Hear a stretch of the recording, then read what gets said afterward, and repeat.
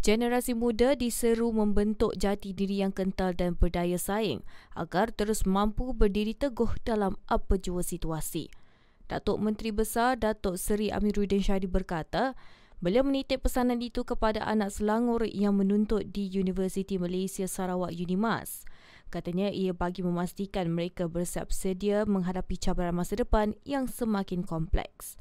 Beliau menerusi Facebook berkata kerajaan negeri akan terus mendukung usaha membina generasi muda yang bukan sahaja cemerlang dalam akademik tetapi juga matang dalam memimpin dan menyumbang kepada masyarakat. Terdahulu beliau telah mengadakan dialog santai anak Selangor bersama lebih 100 anak-anak Selangor yang menuntut di UNIMAS yang turut disertai Senator Abun Swi Anyit serta Ahli Dewan Negara dari Sarawak. Dalam sesi dialog itu, beliau juga menyaksikan penubuhan rasmi Persatuan Mahasiswa Selangor UNIMAS (PERMAS) sebagai platform rasmi yang akan memudahkan urusan kebajikan dan memperkukuh jaringan sesama anak Selangor di perantauan.